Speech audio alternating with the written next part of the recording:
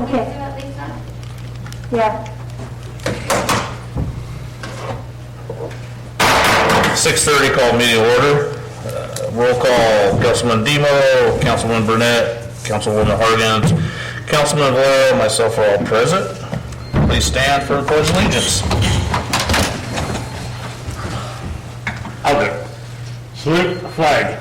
I pledge allegiance to the flag of the United States of America and to the republic for which it stands, one nation, under God, indivisible, with liberty and justice for all.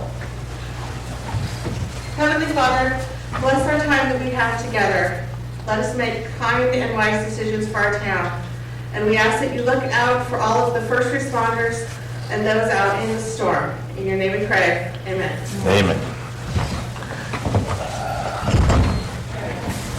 Sorry, Christine, I'm trying to take your job. All right, proclamations, recognitions, appointments, and presentations. Anything? No. We have a Presentation. update on COVID-19. Yes. Or that you want to do a report out of the closed session. Oh, Oh, that's right. direction given to staff, closed session. All right. We got our brief COVID-19 update. Yes, I'll try to keep it quick, but I do need to talk about vaccines. Go get him home. I know, I'll be back. Okay. So within that, the county is starting to see some decline in cases per day, so that's good news. We do currently have 13 hospitalized and 0 capacity in the ICU at our local hospital here in Helena County. As you may have heard, the state has lifted the regional stay-at-home order, which we were not in for the majority of the rest of the state, or actually the entire rest of the state, based on they're now doing 4-week projections, and if they project that you fall or you're not below that 15% threshold in the next 4 weeks, in order to get businesses back open, they're allowing you to get out of that regional stay-at-home order. So I'm sure all of those communities are very happy to get out of that.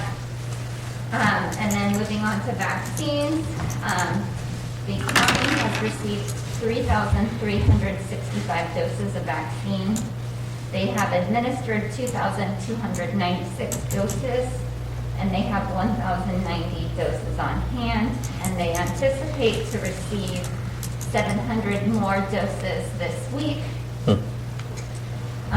So what you need to take out of that is that they're currently processing 320 people per day and giving us vaccinations. So the amount of doses that we have on hand doesn't go very far. So we need to get more doses. They are concerned if they schedule too much in advance that they will have to cancel a significant amount of appointments. So it's a matter of trying to match the availability of vaccine with availability of staff with the amount of appointments that they're scheduling. They currently have 5,551 appointments scheduled. But keep in mind, when they do give you your first dose, they give you your appointment for your second dose right there. So some of these appointments are pre-scheduled, and they're not just for the single or the first dose. They have 6,490 appointment requests in the system currently, and they do know that there's a good likelihood that many are duplicates. But that is hard to identify because their systems are not integrated. So they are requesting that if you made a request, not to keep making those same requests because it's only making their lives more difficult by doing so. They do not want you to email the public health email any longer. They want you to go to their website and schedule the appointment from their website. If you don't know where that website is, contact me and I will make sure to send you the link.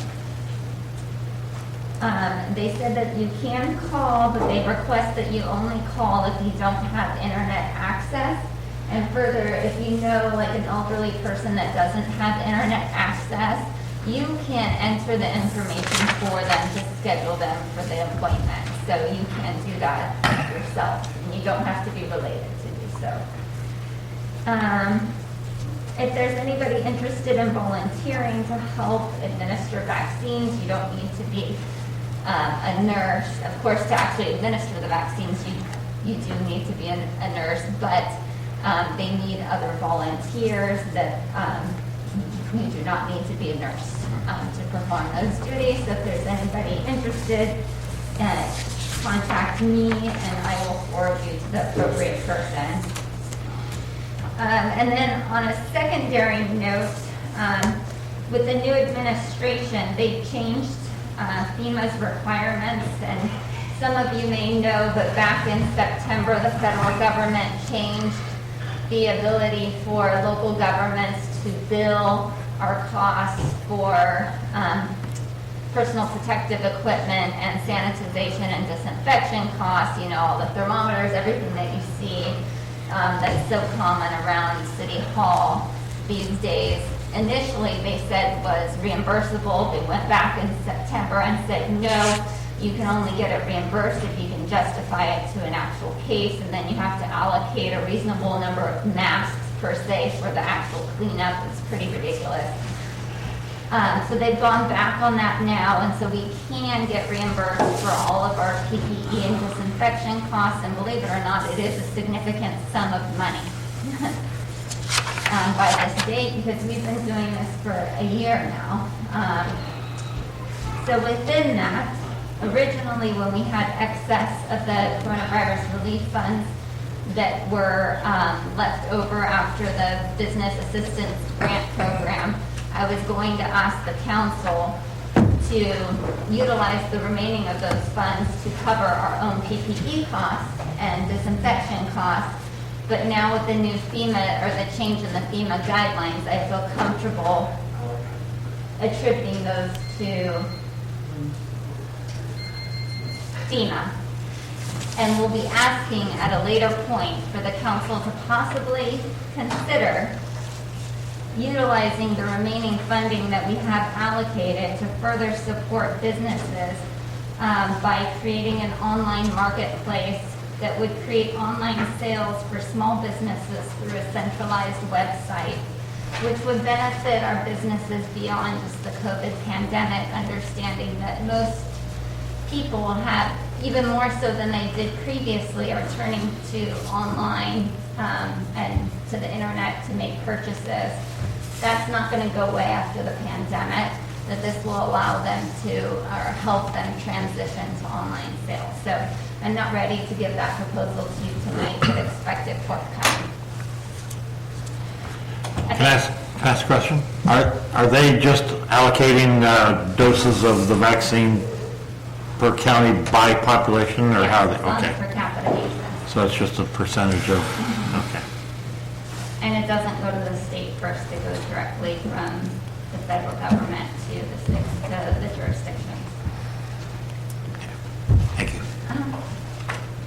All right, if there's no more questions or comments, we will go to public comments and business from the floor. Is there anybody that wish to make a public comment?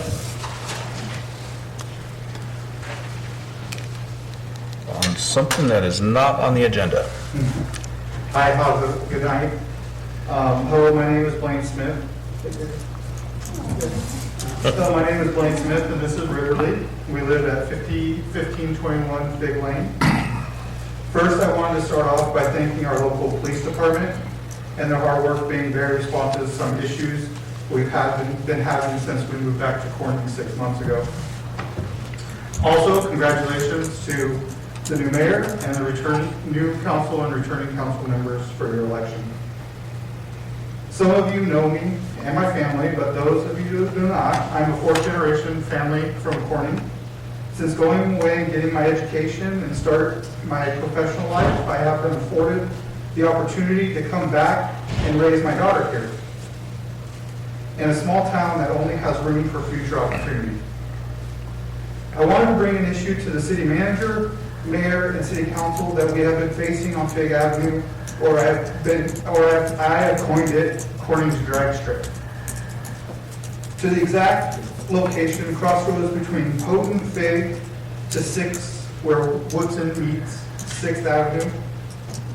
Over the past month, I have called the non-emergency PD line to report speeding in excess of 40 to 60 miles per hour, which we all know well over the speed limit set throughout Corning, and I fully support the 25-mile-an-hour speed limit that has been set for many years.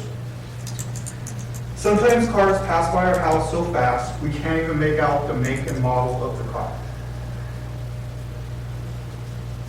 Now that I'm aware, I know this, I'm aware because of friends and family throughout Corning that speeding on this street alone is not the only problem.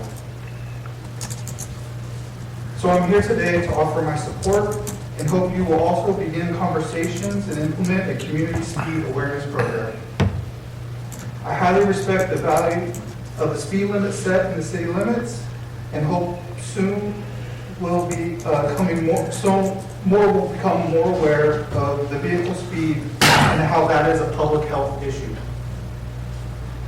By simply Googling community speed awareness, you can find many resources and ideas from cities around the state, country that have developed programs that include many ideas, tips, features to reduce speed limits. Thank you for your time and consideration, and I look forward to partnering with you to bring this needed change to our city streets. Again, my name is Blaine Smith, and I will follow up with my name, email, and phone number, and I look forward to partnering with you in any community action that I can do as a private citizen, partner with the city council. Any questions? Thank you. No, Between thank you. Houghton and where? Between Houghton and 6th Street. Thank you. Yeah. Yeah, it's a citywide problem, but thank you very much for your thoughtful input, and it's definitely something that we will consider looking at. Great, thank you so much. All right, thank you. Yep. Is there any more public comments or business from the floor? We will move to the consent agenda. As recommended, items listed on the consent agenda be acted on simultaneously unless a council member or members of the audience request separate discussions and/or actions. Number 2, waive reading except by title of any ordinance under consideration at this meeting for either introduction or passage per Government Code Section 36934. Number 3 is waive the reading and approve the minutes with any necessary corrections of the following meetings. A, December 22nd, 2020, Special City Council closed session, Special Joint City Council Planning Commission meeting, and regular City Council meeting. B is January 12th, 2021, closed session and regular City Council meeting. Item 4 is January 2021, claim warrant in the amount of $483,862. Item 5 is January 20th, 2021, business license report. Item number 6, approved letter of support for Tama County Transportation Commission's Sustainable Transportation Planning Grant application to develop a public mobility incident response plan. And number 7, ordinance number 695, an ordinance amending chapters 8.08, 8.14, and 8.25 to Title 8 of the Corning Municipal Code, creating a nuisance abatement process. This will be the second reading and adoption. Is there anything that any council member would like discussed, removed, placed on the agenda? Could we pull 7? You'd like to pull item number 7 and place it on the agenda for discussion? Please? Okay. So do I have a motion with that in mind? I move we accept consent agenda items through 2 through 6. I'll second that. All those in favor? Aye. Aye. Pass unanimous. That will go to the end, right? No, you'll do it on your page, which is items removed. Oh, yeah, well, I guess I can scroll down a little further. Thank you, Colin. Got it. Okay, items removed from the consent agenda. That'll be the ordinance number 695. All right, so good evening, Honorable Mayor, members of the City Council. I did run through this last time regarding what the procedure is. So is there anything specific you'd like me to address? The noise. Great, okay. Ordinance. So in our general definition of nuisance, we do spell out that it does constitute a nuisance to have an unreasonably high noise, which if that occurs, then that's considered a nuisance and a violation of this chapter. We specifically picked that language because it mirrors Penal Code 415, which I talked to the police chief about, and which is historically what he's used to enforce. And we wanted to do that so it would be similar between both the penal code and our municipal code, with more remedies being tied to the municipal code that's not available under the penal code. In addition, I also reached out to both Anderson and Reading up in Shasta County and kind of asked them about this, and they both kind of used that exact same language, the unreasonably high noise. So we thought it'd be appropriate for our ordinance to include something similar. But it is included in there. It is something that it constitutes a nuisance and is a violation of our code once this is adopted. Right. My concern was that it's really not, I guess, accessible to the public as far as What is, if they were to look up here to see if there was a NORS ordinance, it's kind of roundabout way.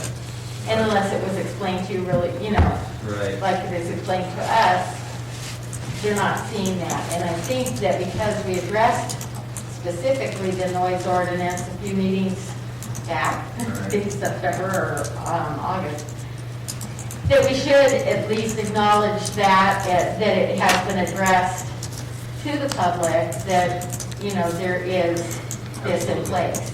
Absolutely, yeah. So it is in place, and once this is adopted, it is a new tool that the city will have to enforce any unreasonable noise. Are you asking how would we relay that to the public, basically? Right. I mean, I would just, even if it's in the minutes or, It will be in the minutes, and it was previously as well. We can, Yeah, it was in the minutes from the last meeting too. put it on our website. We can put all the items that it addresses, specifically that code section, and have a link to it. So maybe that'll spell it out a little bit. But we can also put it as a Facebook post on the police department page. Okay, so that- better reach. awesome. And maybe George could write about it. He's asleep. Would it be beneficial, I mean, for me looking at this, I get it. Right. Would it be beneficial to separate that in one of the other subsections under that 030? Is that something we can do to make it? Kind of a standalone thing? So Right. the citizens would understand, I mean, is So you're that, saying add a separate I know it subsection? shouldn't be, and we've already did one reading, but So I'm relatively confident we can do that without having to bring it back for another reading, because it's substantively, we're not changing it. It's just essentially a small revision. I will need to double check the legal authority on that. We can do that, certainly. We can do that, and we can make it really clear so it's its own subsection. And I would just have to double check as to whether or not it's something we have to bring back for another reading or not. I'll just have to make sure we comply with the Does it Brown Act. have to re-advertise? No, as long as we're making it clear. So, yeah, if necessary, we will bring it back for a third meeting, but I believe right now, I will check, but I believe that we're fine in just moving what we substantially already have to a lower section of the. Yeah, 'cause we're not adding anything, we're just, Not changing it, just basically highlighting it in its own little, Yeah, you guys are changing the content, so I'm pretty sure that we're fine in doing it. I'll just want to double check on my end to make sure we're good. okay. Thank And you. actually, I'm really glad that Shelley brought that up, because that was kind of niggling at me too, but I didn't want to be a pain. But I'm glad she brought that up, because then you can see, you can actually see it, instead of saying, well, it's there. You'll go, well, really? Yeah, the more I read about it, and it is such a huge, it is huge in this town. I mean, every weekend, they say it, the Facebook is just going on and on and on. What was that? Did you hear, cars too, and cars are noisy, but it's just huge. I mean, and everybody's like, there is no ordinance in town that there, and it's like, if we could say, yes, there is, Absolutely. check it out. Yep. But so with my recommendation, moving it down to one of these lesser and giving it its own letter, Right, per so- se, is that kind of what you're saying? I think that, it'd be easier to find. Okay.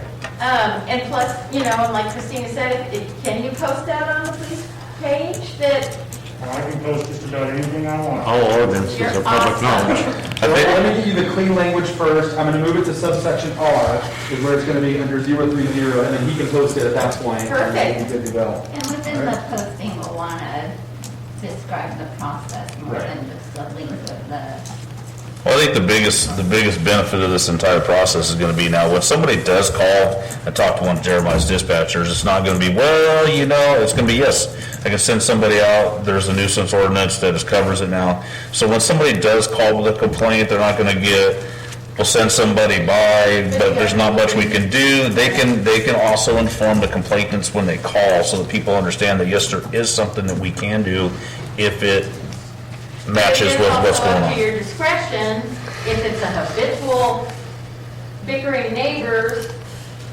you know, or somebody that there really is a problem.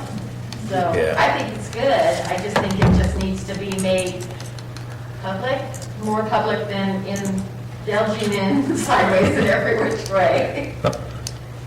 Thank you very much. Colin, I would like to thank you for your time spent on this. I know I sent some emails out, you tracing through this, I appreciate it. It's, you know, I appreciate your help as well. Speaking to citizens and then us not making it so difficult to actually be able to enforce this. I do appreciate it. Thank you. Well, I'll thank both of you, because in the last 4.5 years being on the council, we have visited this several times, never come up with a good solution. I think this is a good start and should work well for us. Like I say, it's another tool for the PD to try to help citizens, you know, within moderation. So with that said, if there's no more comment, do I have a motion to adopt that ordinance? Are we adopting it now or bringing it back for a third reading? We're going to go ahead and vote on it right now, yeah. And so, And we'll bring it back if need We be. have to. Well, how do we do it? We'll just make a motion Someone makes to a adopt motion. ordinance number 695, an ordinance. I gotta read the whole thing? what's that? Should I read the whole number 7 agenda? Yeah. Okay. I'll make a motion that we approve ordinance number 695, an ordinance amending chapters 8.08, 8.14, and 8.25 to Title 8 of the Claremont Municipal Code, creating a nuisance abatement process. I second it. All those in favor? Aye. Aye. Aye. Opposed? So passed unanimous. All right, we are going to move on to letter I, public hearings and meetings. Public hearing, consideration of potential programs for inclusion in the State Community Development Block Grant Coronavirus Aid Relief and Economic Security Act, CDBG-CV-23 application, and that would be Christina. Thank you, Honorable Mayor and Council. So as you may recall, it's been some time, but we are still waiting to receive the notice to proceed for the first cycle.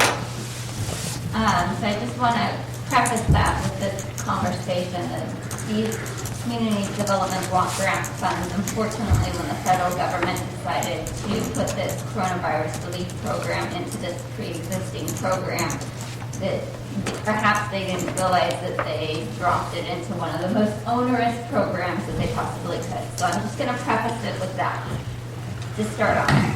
That being said, we have the opportunity to apply for 2 more rounds of funding to the tune of $281,839. On the first round of funds, the council approved a memorandum of understanding with the county to tie into their program, understanding how onerous this program is, and that it would be more efficient for us to work with them to reduce administrative costs of the program. The first, there's lots of rules. I'm not going to go through all of them tonight, but we can only apply for 3 activities, and we've already applied for 1 activity from our prior CD1 application. We applied for economic development and to provide $30,000 forgivable loans. And then within that, also a micro business assistance program that may be available to assist our smallest of businesses with 5 or less employees for technical assistance, which could include creation of a website. Could. There's other opportunities available within that. As as a result of these businesses being impacted by COVID. They also have to have the majority of their employees be low income or low, moderately low, or the business owner themselves has to be low or moderately low. There's all kinds of rules. But within that, those dollars, the first cycle has already been allocated. We have yet to receive a notice to proceed on those funds. We anticipated receiving that notice to proceed, which would allow the county and their consultants that will be administering that first round around March 1. So we have this new pot of funds that we can apply for to utilize. As you all know, we are very short-handed at City Hall right now. These funds are so administratively onerous that even if staff had the capacity to administer this grant program, it would not have the expertise to pull this off. So I'm looking for a consultant to administer this on our behalf and have not found one yet, and hopeful that I will find one. I have not found one yet that has the capacity to perform this work, because you have to remember, every city in the entire state of California and county is applying for these grants right now, so it's a difficult time period. In any event, moving on, we will find somebody and it will work out, because I'm an optimist and I will figure out a way. What we have to do tonight is we have to gather, and I know this is an awful night to get the public's comment on it, but we did place a flyer on the Corning Chamber of Commerce's Facebook page along with on our rec program page, and I was a little bit disappointed that there was no comments at all and just very few likes. I want to see earlier today when I checked, there was maybe 3 likes. So very little response to that regard. Could be weather related, could be just an overall tiredness of everything that's the pandemic. But within that, we can use the funds to increase public services to respond to COVID-19 impacts. We can perform public facility improvements to increase capacity for healthcare facilities and improve public facility safety as related to COVID-19. We can increase housing facilities for persons experiencing homelessness, including acquisition and rehabilitation. And we can use the funds for economic development to support needs of local businesses to retain and bring back jobs impacted by COVID-19. All activities are required to meet a national objectives as outlined under Section 4 of the Notice of Funding Available. Notice of Funds Available. What I would recommend the funds to be used for at this point is we have over $100,000 in bad debt for unpaid water, sewer, and garbage. We are not allowed to shut off water right now, so recouping and getting people to pay is incredibly difficult. We can offer a utility assistance program whereby those residents and businesses that were impacted by COVID could apply for utility payment assistance, and this program would pay for those debts that they had incurred. They would have to be impacted by COVID-19, but in my mind, worrying about our city budget half as well as the public as well, this is mutually beneficial. It benefits the city as well as the businesses and the residents that are impacted. We would also have to include PG&E bills in that program because it must include all utilities. So that's one option. We don't have to tie in dollar amounts tonight, it's just an opportunity for discussion about what the public and what the council feels would be a valuable use of funds for the city or city staff to begin the application process, at which time I may have to schedule a special city council meeting for the council to consider a resolution authorizing us to apply, which was not allowed to be approved tonight as well. So unfortunately, that will have to occur. We could also allocate some additional dollars to the forgivable loan program. I have a little bit of concern about how many businesses would apply, knowing how onerous the reporting requirements would be. But I think it would be a good use of funds should there be additional businesses that have needs. These forgivable loans would be an amount of $30,000 because in talking with our consultant on this side of the project, with as much administrative legwork that's required, anything less just wouldn't make sense.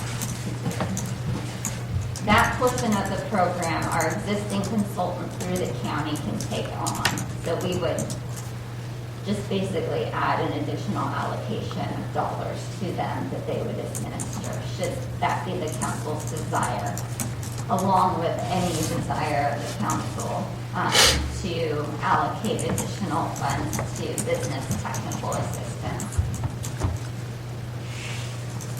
So within that, and more than happy to answer any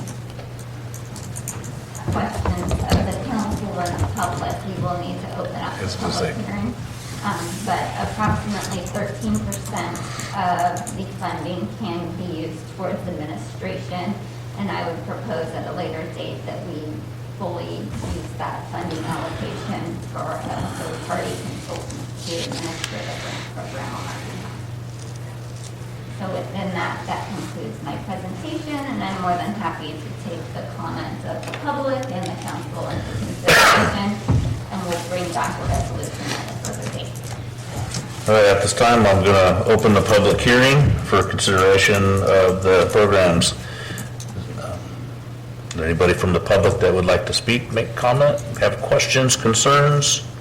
On the help with paying the water bills and PG&E bills, isn't that already addressed like through the community action? They have a very small pot of money considering as far as I'm aware, their entire pot of money, if it was all fully allocated to the city, would not be enough to pay off our bad debt to the city. And where we're standing, as you may know, we had to pass 2 separate water rate increases, so year over year, so that we would stay in compliance with our refunding requirements when we refunded our water and sewer debt, which does save us money, but we do have requirements that we have to comply with because of that. And our residents are experiencing already an 8% year-over-year increase in their water bills.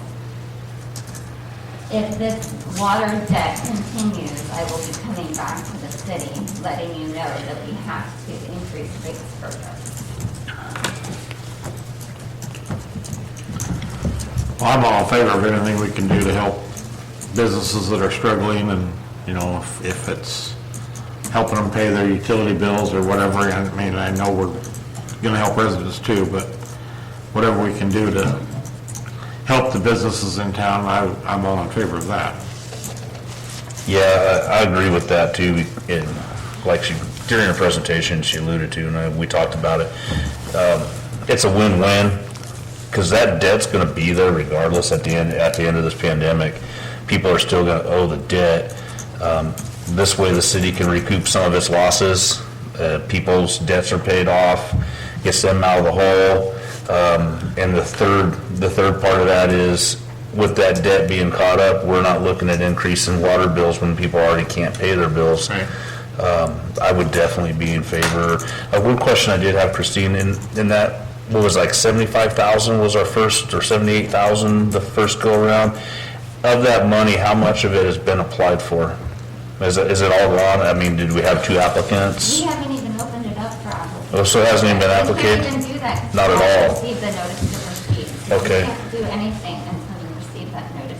So we're 6 months into that and nothing so far? Yeah. Okay. So that, I want to preface that they're hoping to get these dollars out quicker. But I don't want people to get false hopes that this is going to be immediately rolled out. This funding program is very onerous and Okay. is not where I would have allocated this program. Well, I would definitely be in favor of that because I think it's a win-win for everybody in the situation, if and when the money even comes available. Karen or Chewy, you guys have any Well, comments?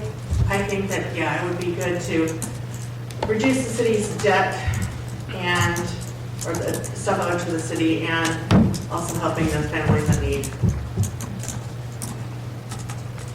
Is there any other comment? If not, I will close the public hearing. Yeah, I guess you're looking for a recommendation now, huh? If there's no other discussion. Motion. I'm confused, do we want I to, think you can just provide general. Just don't have to do a motion? yeah, because I wasn't sure how, It's because just an we open public, opportunity for me yeah. to hear what the council and the public would like. So I'm hearing utility payment assistance. We want any dollars to go towards forgivable loans and technical assistance. We Yeah, likely have some funding left over. If we have money to do that with, yes. Sounds good to me. Yeah, I think we could, kind of like with our CARES funding, if we have money left, when, we get some applications, we help people out of their financial hardship, then we could defer the money that's left to the program, because it's not a speed race to get that money doled out anyways. And I don't know if we need to mention it now, but I'm all in favor of using the 13% for administrative, or whatever we need of that to cover administrative costs, since we are so short-staffed. Is that kind of a general consensus over here too, guys? Yes. Yep. So just so you all know, this application is due February 12th. I will need to I need to confirm, I may need to schedule a special city council meeting to approve the resolution. I was hoping that I could have you do it all in one shot tonight, but that's not allowed within the grant. Okay. But we are very busy. We have 2 rec grants that we're applying for as staff, on top of being shorthanded and all of these other coronavirus programs. They just want to, it's a little overwhelming. But we'll get it done. Okay. All right, if there's nothing else, we will get to where it needs to be. When is that due, February what? Well, yeah. So it depends on the type of program it's applied for. Some have a rolling date of March 12, and some are February 12. So Alrighty. Regular agenda, there's nothing. Items placed on the agenda from the floor, there is nothing. Communication, correspondence, and information, there is nothing, except I-5 is now closed, heading north at Fondale. It's So, the end of the night. is it really? yeah, that was when I forgot to turn my phone off. Where's that? That was Fondale, up above Reading. You're Did you good. get home? Yeah. that's what- Yeah, he just might have a lot of traffic backed up. Reports from the mayor and council members. Shelley, do you have anything to report this evening? Yeah, I participated in a Zoom meeting for the, I can't remember what the name that is. The Tripartite Board. Tripartite Board. Anyway, that was interesting. I didn't know a whole lot, and I'm not officially able to participate yet until the Board of Supervisors approve me, but they do have a lot of hand sanitizer or masks for everyone that needs it, especially for low-income events and things like that. They're also starting the census for homeless people. And tell me again, Kristen? Point in time count. Point in time count. So they're beginning to do that. It was delayed today. I think it was supposed to start tomorrow, but It's supposed to be tomorrow. they delayed it because of the weather. Mr. Demo? I got nothing. Chewy? I did attend the Chamber of Commerce meeting, and Mayor Snow was in there, and I'm gonna let him at the end give you more details, but we did welcome new members, board members, Rachel Carter and Rosie Flores. And again, our installation dinner will be Masquerade this year at the Tehama County Veterans Memorial Hall, Saturday, March 27th at 5, unless things change, which they could. But if they don't, we want to see the whole council there, the chief, and everybody, Christina and Colin. That it? That's it. Karen? I went on a tour of the landfill and learned lots of really, really interesting things. I'm looking forward to my first meeting on the 4th. All right, well, this month I actually got the day right and attended my first TCTC meeting. Definitely got a lot to get up to speed on. Learned there was a few projects that will be down in our Southern County area over the next few years. And additional, there was some talk about a grant they were applying for, something to do with some CEQA stuff where it'll speed up the process going forward for areas that are, I'm going to get this wrong, but basically, if we have an area that it looks like it's going to be developed down the future, they're going to do some studies initially that people can utilize and help with the CEQA report when they're trying to develop. So there's some things I got to learn, but I'm was glad to be there. Went to chamber meeting the other night. Did my first official swearing in, first event as a mayor besides being in here. Had some new members. And I definitely am looking forward to working with them going forward. I'd like to see the city council be a little more involved with the chamber going forward, trying to help, promote our community, and I look forward to doing that with them. And we have a cemetery board meeting, which I'm surprisingly enjoying being part of. But Got a future home there, Robert. I did. I can slide right in. Other than that, glad everybody's somewhat healthy and here, and we'll get through this one way or the other. Nothing else. This meeting is adjourned. Safe travels home, Colin. That Mercedes is a full drive on that. All-wheel, you're fine. You got a pen? I'll get it so I don't forget it. The letter, where do you want it? Just down Right below? above your name. Right above it?